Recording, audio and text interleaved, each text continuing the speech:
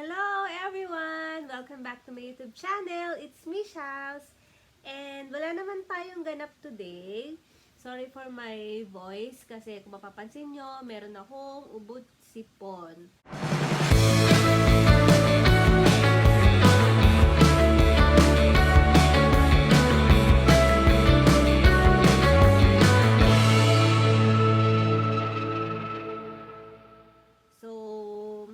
Yesterday, nag-order kami sa Amazon ng humidifier. So, naisipan ko lang siyang gawa ng video today.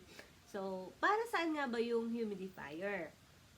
Ang humidifier is nag-a-add siya ng moisture sa air. Maganda siyang moisturizing agent katulad ng sa panahon ngayon, taglamig na, sobrang lamig sa labas, and then dito naman sa bahay, of course, may heater. So, mainit sa loob ng bahay para magkaroon ng moisture yung air natin. Maganda siyang ease sa mga symptoms ng common cold. Tapos, okay rin siya for relieving yun nga, sinus, headache, tapos yung mga nose irritation, dry cough, and then, mga crack lips na yan. So, usually talaga pag taglamig, sobrang mag-crack yung lips namin. Tapos, yung skin ko sobrang dry. So, we decided na mag-order ng humidifier. So, medyo parang Kuya Cesar tayo today. Mabagal magsalita. So, let's go. Samahan niyo ako. So, ayan. I-open na natin ang mystery box.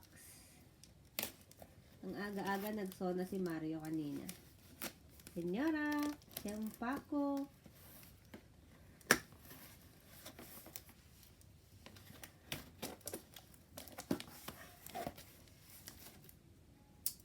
Kailan natin order yan? Kahapon? Yes. Kahapon namin to in order. Tapos dumating siya kaninang umaga. Ayan. Sa Amazon Prime. Pasensya na kayo, ang bagal ng assistant ko. Tadan! So, sa isang box, nilagay pa ulit. Kapita. Humidifier, ultrasonic cool mist. Sorry sa aking boses. Ito po ay may ubod sipon. Ayan siya.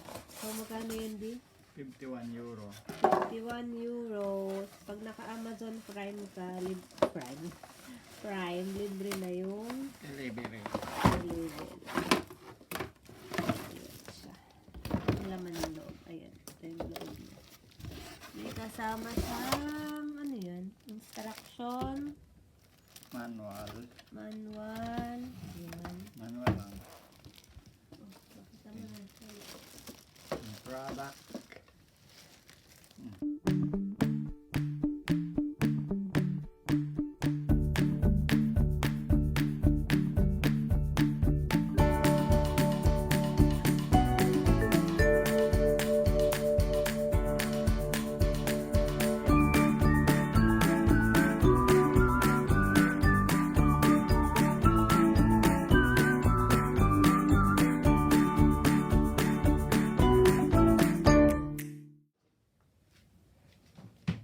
So, ayan guys. Ito na siya. Yung ating humidifier. Ito yung kasama niyang manual. So, ito yung kanyang may extra, anong tawag dito? Extra, limutan ko yung tawag. Basta yung nilalagay dun sa ilalim. Parang filter. Ayan, ito siya. So, mamaya natin basahin. Pakita ko lang sa inyo yung kabuuan ng humidifier. So, wala siyang lock. So, tatanggalin natin dahan-dahan. Ito yung itsura niya. Dito mo siya lalagyan ng water. Pakita ko sa inyo. Ayan.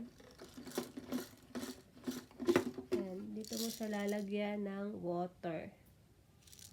Pag may water na, ito yung itsura ng takip niya. Kapag may water na, babalik lang natin. Tapos, ilalagay natin dito. And then, pwede mo siyang iset. May timer. Ito yung switch on and off niya. Meron siyang, ano tawag dito? Humidistat. Tapos, may sleep din.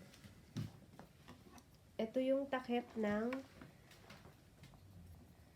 yan. Dito siya lalabas ang usok. So, ito naman yung pinaka machine niya. So, yan. May mga indicator, timer, mist. Ito yung tinatawag na humidistat. Onion. Ayan siya guys. Meron din siyang ilaw dito. Yan. Meron siyang kasamang panglinis. Ayan. Yung ilalim. Kapag inopen mo siya, ayan. Ito yung sinasabi ko sa inyo kanina na may extra ganito. Foam, parang pang filter niya. So, testingin na natin yung ating humidifier.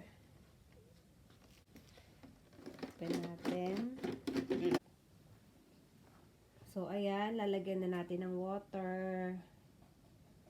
Pag lalagay ng water, guys, make sure naka-unplug siya para safe. And then, yung level ng water ay pwede naman nating punuin. And then, sabi din sa manual, dapat ang water na gagamitin ay distilled water. So, ayan, puno na. Takpan na natin.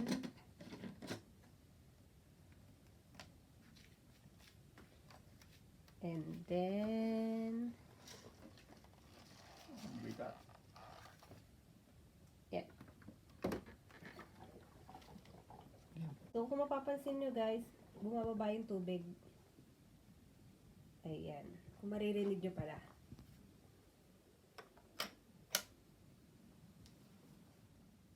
So, ayan. Tatestingin na natin guys. I-switch. Isaksak mo na. Assistant. Italagay na natin yung takip. Habang umaandar siya o ginagamit natin, bawal mo siyang takpan ng ganyan. So, dapat nakaganan lang siya.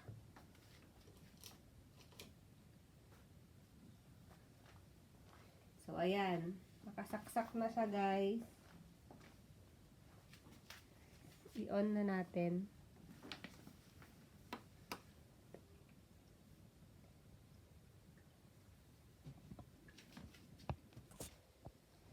Ayan.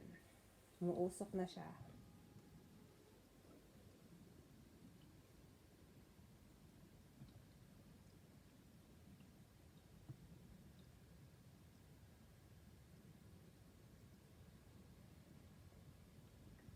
Funksiona na siya.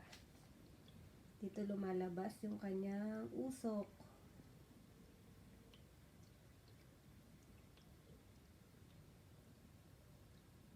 Ayan lang for today, guys. Thank you for watching. Huwag kayong magsasawa. Salamat sa laging pagsama sa akin at sa panonood ng aking mga videos. Dun po sa mga hindi pa nakakapag-subscribe, please feel free to click the subscribe button and mag-iwan na rin po kayo ng comment and hit the notification bell para palagi kayong updated once na nag-upload tayo ng bagong video. So, see you again guys! Ciao, ciao!